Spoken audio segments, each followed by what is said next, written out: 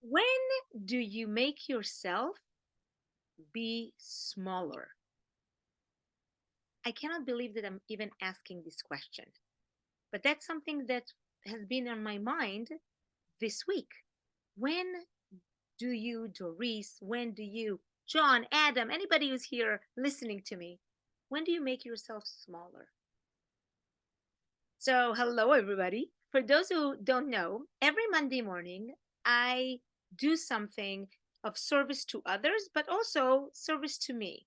I lead services, or I participated in services, or I read chant from the Torah, which is our scroll, the five books of Moses.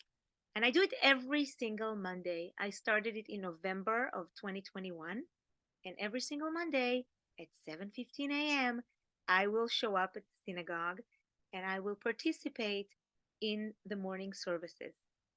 And sometimes I speak about what the Torah portion is. And this week, Jews all over the world start reading the third book in the Bible, the book of Leviticus.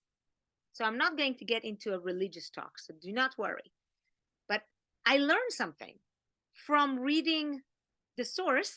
I'm learning something about how we could be today. And this is a little lesson that I want to share with you. So there is this letter in the Hebrew alphabet that in this Torah portion, in the first word of the book of Leviticus, that letter, which is this letter, called the letter Aleph, is tiny, small, relatively to the rest of the words. And of course, it invites the question, why is this letter small? Just imagine you write a word, whatever word is, family, and the Y is tiny relatively to the rest of the letter. What does that mean? So I actually came up with an answer that is originally me, 100%, and I wanted to share it with you because maybe it will resonate with you. So the word Aleph, the letter Aleph, I love that letter. And number one, I love it because I chose it as my logo on my own website. So if you go to doricehorenstein.com, you will see this letter in a more modern thing, but it's my letter that I put on my website. And why do I like this letter? It's the first letter of the alphabet. Alpha, Aleph. You hear the similarity? In English, it would be like the A letter. Okay, it sounds like an A. It's a even though it's a letter, it kind of sounds like it's a vowel in English. And the word, this letter, Aleph, appears in the word Adam. And Adam means a human being, like Adam. Adam from the Bible, his name literally is a human. And his name is Adam, this is the first sound, A, and then Dam. The A, and this is why I love this letter, the A symbolizes the spirit within a human being. The spirit. That's why it doesn't have this strong ending or a consonant ending, because it's open-ended. Your spirit can be as you allow it to be, as you allow it to enter into who you are. Okay? So that's A. And Dam, the other syllable of Adam, Dam actually means blood. It is the ligaments in your body, it's the muscle, it's the way your body functions. So, what is Adam, a human being? It's a combination of the spiritual and the physical and how it is together. That's why, we can be different on the outside, our skin color, our gender, the way we look, but on the inside, we all strive to achieve the most incredible things, hopefully good things, all of us.